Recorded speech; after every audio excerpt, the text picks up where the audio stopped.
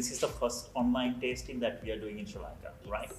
So it's a different thing that in a concept that we wanted, I really wanted to do. I don't like very dry wines, but I kind of enjoy red wines now. So I drink your Merlots. All right. Yes, one of my go-to is the Connoisseur Reservoir Merlot. Yes, it's a pretty decent red wine. I also like my white wines, so your Rieslings and your Gewürztramins. So a relatively sweet palate. We have another few guests with us today. Yes. And Renusha is there with us, and she also been more into wine drinking and all these lot of tastings and all stuff. And we got Ruandi, and she also like very dry, like your style of wine, very dry white wines. And she's gonna tasting with us Oyster Bay Sauvignon Blanc, New Zealand, like a classic Sauvignon Blanc, right? So I think that also one of the wine that we got a Tashma, and also she also having a Connoisseur, and one of the Chilean wine is a New World wine that what she's also tasting. So it's all about that we share our experience of what we taste, and Renusha, Ruandi, and anyone Tashma.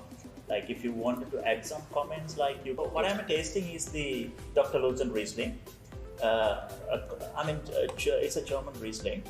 So what we always need to do, as soon as we open the bottle, before you pour into your host, that's something that we really need to take a little sniff. When the wine is almost ready, then you can pour your host. I chill this up to 8 Celsius. That is the best temperature to chill, right?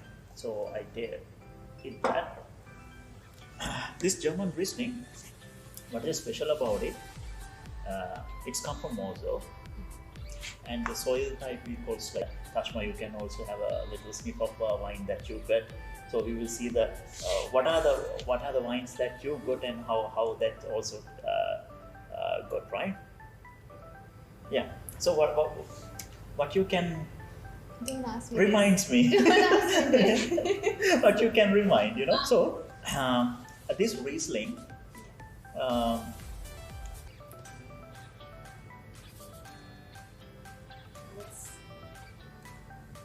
get the honey as well. Okay, Right. that's what I was also going to ask you about how French Rieslings are much more drier. most of the Riesling come from the Alsace region, where is the border of Germany and France, right?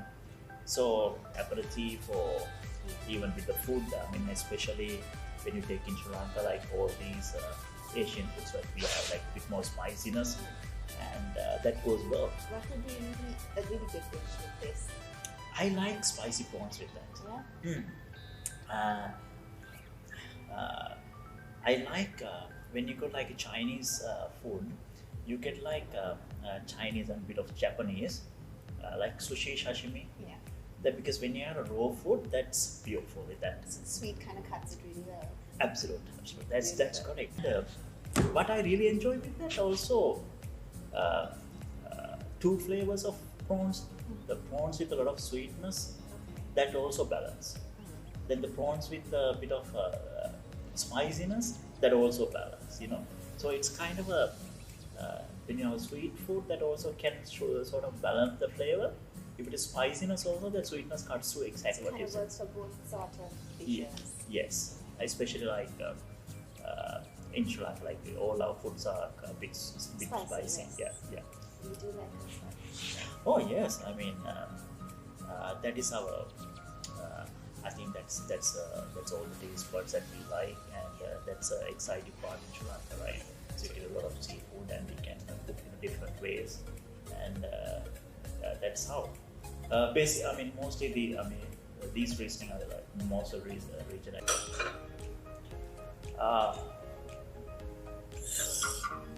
The 20 barrels, the Connoisseur, tasting in 2015 vintage, right? So prior to the,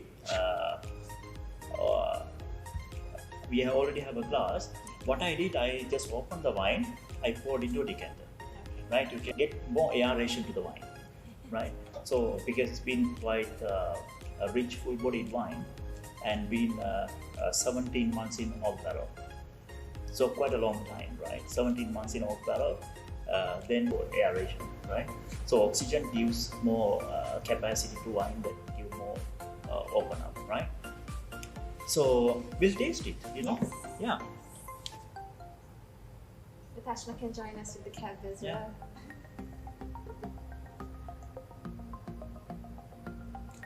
What do you Like very red berries kind of fruits. dark fruits? Dark that, fruits, yeah.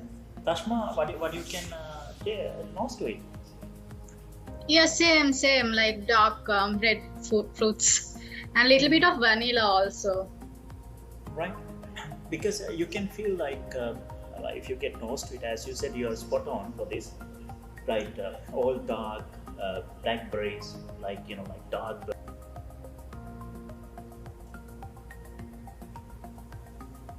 When we talk about more into connoisseur, like these wines specifically, these are one of the very good vintage on them. So it's not a very rain versus very dry vintage. So ripened properly. And what I want to tell you, but it says 100%, like it says Cabernet Sauvignon. Yeah. But this will be blend of Syrah and Carmenere. You can find that different.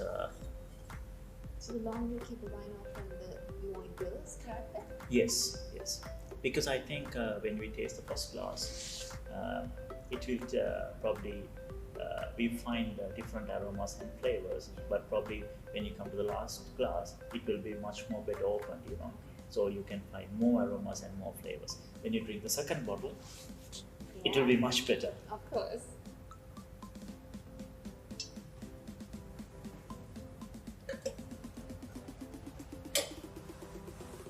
So, I mean, you can feel that this wine really need a good food. I mean, what I want to bring it up for you also, that bring it here, and tasting with you. It's the glassware what we use, right? I mean, Quite for the fancy glasses, yeah. because the first glass that smaller glass that we use for the wines like Dr. L. Riesling, it's a light aromatic glass. So that's concentrate the aromas and flavor to the nose, and that's give you a better palate, like a good wine drinking glass, because they are good glass. Good crystal glasses. That's the best glass to taste wine, right? And for the second wine, we also use like bigger glass that give more aeration to the wine. So that's how. So rule of thumb, I suppose you should always use a rather smaller glass when you have your white wines. Yeah, it's a different subject to speak. You can use all-purpose glass for a red and white. But at home you can't really find That's decanters, true, yes. and you can find all these stuff. But I rather, one of the session we could go with the glassware Yeah. guidance, right? Especially with the different glass companies, they have a different glass for different wines. For example, we normally categorize white wine glasses and red wine glasses, right? But when it's come to more advanced and more complex, and you have different grape varieties that we use different glasses. So Pinot Gris has a different glass, Chardonnay has a different glass, and So even within the white category, they have different size glasses. yes, and that's always to give it the better, probably the judgment to the wine or better value to the wine, because sometimes if you use different glasswares, it won't really support the to the wine to get the This pro- characters out. yes, exactly. So that's the thing, because if you use different glasswares, always it's good beneficial. And again, if you would be able to, you don't need to have a fancy decanter at home, but you can have a better, a reasonable decanter that you can carafe the wine before. If you're using a good full body like a Cabernet Sauvignon, Merlot, and a Syrah or Shiraz from Australia, that you can have carafe the wine. So red is always a better wine to carafe. That's the one that usually. Yeah, in generally, yes. In generally, so when you can make it very simple, So always try to carafe your red wines priorhand. I mean, except Pinot Noirs. But there are certain white wines also you can put in carafe, like full-bodied Chardonnay, for example. Burgundy Chardonnays like Pauline Montrachet, and those very complicated, like very complex wine, I would say, like some New World Chardonnays, because they are the rich, full-bodied, a bit more high in alcohol, so good to carafe. So let's open up the wine. That's new to me as well. I didn't know that white wines were. Yeah, I think it's most of the people. They wouldn't, because they think you can pour it straight, but it gives the better benefits. Like it will open up very quickly. So that's. Should try that next time. Yes, of course. Next time probably we're gonna have maybe a Chardonnay session with those. We should, yes. Yeah. So because Chardonnay itself has its own complexities within the range of Chardonnay. Yes, so yeah. Interesting to talk about that. Yes, true. So that's all.